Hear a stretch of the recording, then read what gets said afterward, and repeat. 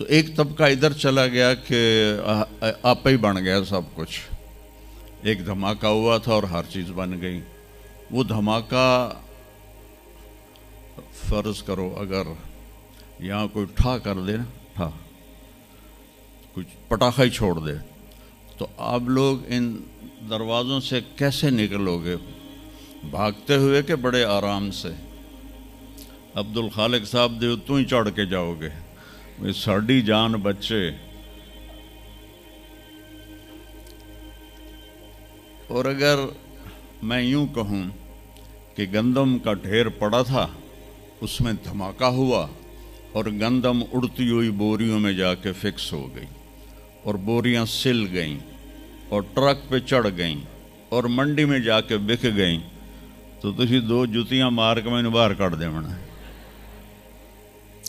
ایک دھماکہ ہوا، وہ دھماکہ اتنا قابل تھا، اتنا علم والا تھا کہ اس سے دو طاقتیں پیدا ہوئیں، ایک سپیڈ کی اور ایک مقناطیس کی. تو اگر سپیڈ اور مقناطیس کی طاقت میں ایکوالٹی نہ ہوتی اور 1/10 خرب سیکنڈ، یہ آسٹریلین سائنسدان کی بات میں بتا رہا ہوں، ایک سیکنڈ کے تو 100 سے زیادہ حصے ہو نہیں سکتے، لیکن انہوں نے کہا فرض کرو اگر ایک سیکنڈ کے 1/10 خرب حصے ہوں، تو وہ 1/10 خرب حصے میں اگر تھوڑا سا رفتار اور مقناطیس کی طاقت میں فرق آ جاتا تو ساری کائنات ٹکرا جاتی. لیکن یہ اتنی سمجھدار، اتنی اعلیٰ پڑھی لکھی کائنات ہے کہ نہ رفتار زیادہ ہوئی کہ پھیل کے فنا ہو جائے، نہ مقناطیس زیادہ ہوا کہ سکیڑ کے پھر زیرو کر دے. تو اس بیلنس کو خود بخود قائم ہو جانا، اس تو وڈا کملا کوئی نہیں، بے وقوف کوئی نہیں جو کہتا سورج کا بھی ایک سسٹم بن گیا، چاند کا بھی بن گیا، گلیکسی کا بھی بن گیا، اور اپنا آپ چلے جا رہے ہیں چلے جا رہے ہیں چلے جا رہے ہیں، ایسے ہی رہیں گے، ہمیشہ رہیں گے. کچھ کہتے ہیں فنا ہو جائیں گے.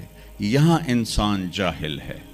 اس جہالت کو دور کرنا سب سے پہلا علم ہے.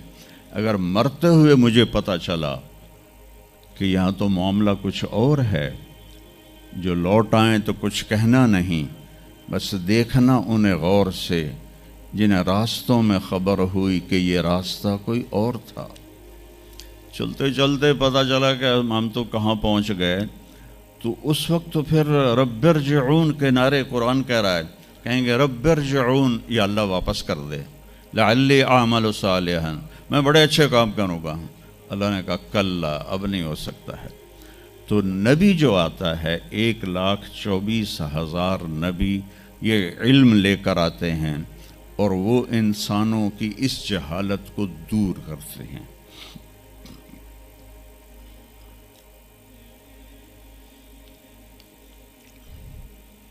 سب سے آخر میں اللہ تعالیٰ نے جناب رسول اللہ صلی اللہ تعالیٰ علیہ وسلم کو پیدا کیا. ان کی زندگی کو قیامت تک کے لیے نمونہ بنانا تھا. قیامت تک کے لیے وہ نبی بن کے آئے ہیں. لکل قوم ہاد، ہر قوم میں نبی آتے تھے، لیکن ہمارے نبی کے بارے میں اللہ نے کہا وما ارسلناک الا کافۃ للناس بشیرا ونذیرا، ہم نے آپ کو پوری دنیا کے انسانوں کے لیے بھیجا ہے. تو اس کے لیے ضروری تھا کہ آپ کی زندگی کی ہر چیز کھلی کتاب کی طرح آج بھی ہمارے سامنے موجود ہو. اگر میں آپ کے طریقے پر چلنا چاہوں تو میرے پاس مواد موجود ہو. تو یہ واحد نبی ہیں جن کی ہر چیز اللہ تعالیٰ نے محفوظ کی. کسی نبی کی پوری زندگی محفوظ نہیں ہے، کسی نبی کی. آدم علیہ السلام سے لے کر عیسیٰ علیہ السلام تک کسی نبی کی مکمل زندگی موجود نہیں ہے. اور ہمارے نبی کی زندگی پیدائش سے لے کر آنکھ بند ہونے تک ایک ایک پل کی زندگی آپ کی ہمارے پاس موجود ہے۔ میں نے ایک آیت پڑھی تھی لقد جاءکم رسول من انفسکم، میں موریتانیہ گیا، وہاں پڑھتے ہیں لقد جاءکم رسول من انفسکم۔ موریتانیہ ویسے تو افریقہ میں ہے لیکن عرب ملک ہے، وہاں سارے یمنی عرب رہتے ہیں سارے، اور پورے موریتانیہ میں آپ حیران ہوں گے ایک بھی بے نمازی نہیں، پورے موریتانیہ میں ایک لڑکا لڑکی مرد عورت بے نمازی نہیں۔ اور صومالیہ میں گیا، ایک بچہ بچی مرد عورت بے نمازی نہیں۔ ہمارے بچے، آپ لوگ کالج آتے ہو تو موبائل آپ کے ہاتھوں میں ہوتے ہیں، بس میں بیٹھے ہو یا گاڑی میں بیٹھے ہو موبائل پہ آپ کی نظر ہوتی ہیں۔ اور میں چونکہ 2 دفعہ گیا ہوں صومالیہ، 2 دفعہ، تو وہ بچے جب صبح جا رہے ہوتے ہیں اسکول تو ان کے ہاتھوں میں قرآن ہوتے ہیں اور وہ قرآن پڑھتے جا رہے ہوتے ہیں، کوئی میچ ہی نہیں ہے، ایسی خوبصورت زندگی ان کی۔ تو آدم سے عیسیٰ علیہ السلام تک کسی نبی کی مکمل 25 نبیوں کے نام قرآن میں ہیں، 25 آئے تو 1,24,000 ہیں۔ 1,24,000 میں 5 نبی سب سے بڑے ہیں، نوح علیہ السلام، ابراہیم علیہ السلام، موسیٰ علیہ السلام، عیسیٰ علیہ السلام اور محمد علیہ السلام۔ یہ 5 نبی اولو العزم کہلاتے ہیں، یہ سب سے بڑے رسول ہیں، سب سے بڑے رسول ہیں۔ لیکن زندگی صرف ہمارے نبی کی، من انفسکم میں اشارہ ہے آپ کی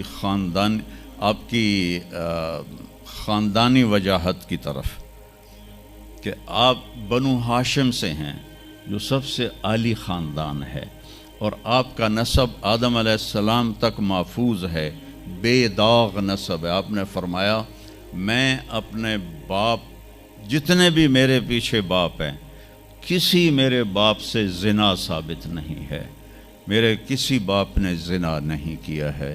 یہ نسل کی حفاظت کا نظام